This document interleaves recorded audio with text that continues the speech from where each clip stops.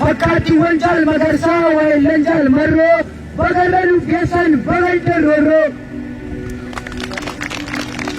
Keessummoonni keenya guyyaa irraa karaa dheeraa buttanii nu jidduutti argamtanii anaa dhufu jenneerra baga nagaan dhuftanii.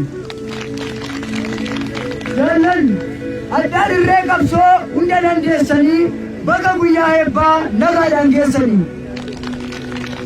Siloogotaawwanii warra murannoon dilbii tokkichi keeyyuu kuma sitti madaalu dhibbii.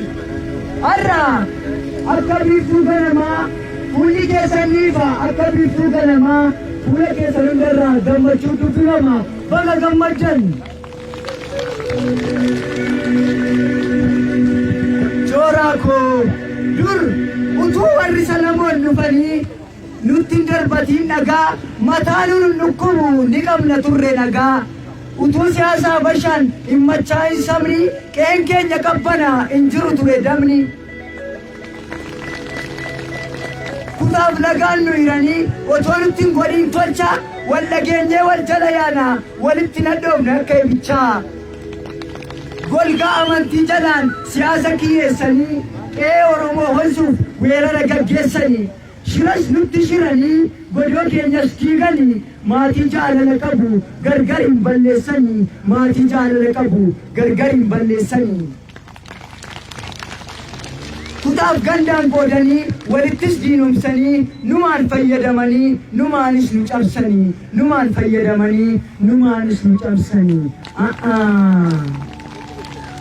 Bara eegganna jennee callifneef maleessaa arrayyuu hin fayyine godaannisni kaleessaa gochi nafxanyootaa duguugamuu sanyii kan irratti dhume qaaliin sabaa jagni kan irratti dhume qaaliin sabaa jagni.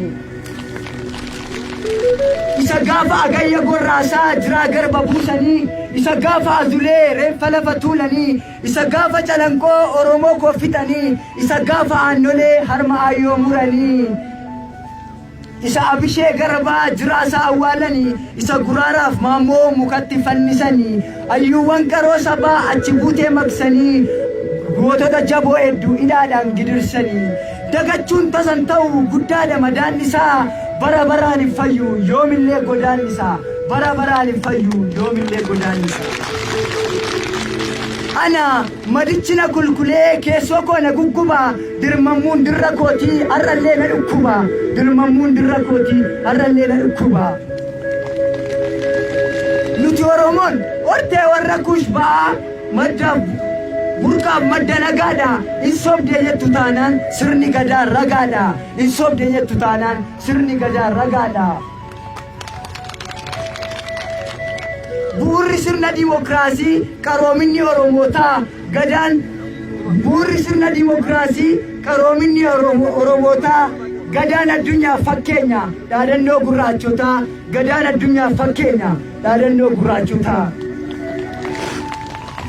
Oromoon sirna gadaa kalaqee ittiinis wal gaggeessee abbaa duulaa muuddatee daangaa isaas tiskee weerartuutti luulte ofirraa iyyuu buksee jaarraa sadii oliif biyya isaa bulche jaarraa sadii oliif biyya isaa bulche. Har'a garuu warra guddaa taanee malkaatti himamaa bara baay'ee lakkoofneerra dololootti himamaa armee biyya kanaaf taanee otoo nyaachisnee soorru galanni keenyas dagatamee taaneerraa akka jorru galanni keenyas dagatamee taaneerraa akka jorru. Gatiin oolmaa keenyaa achi buutee dhabamee beenyaan gaarummaa keenyaa dabaan nuuf kaffalame beenyaan gaarummaa keenyaa dabaan nuuf kaffalame.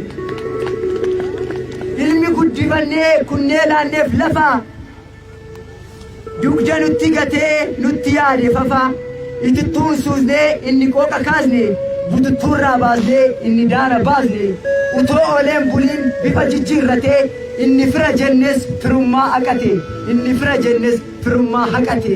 Warri ittiin kana jedhee qubas nutti nyaate ittiin nu waraanuuf bodee qaree baate ittiin nu waraanuuf bodee qaree baate. Nutis kana booda diinoomuu isaa barree ofirraa loluudhaaf irbuu waliif galle sabaaf jooraan keenyas ni seene daggalaa gabroonfataa loluuf ni eegale lola.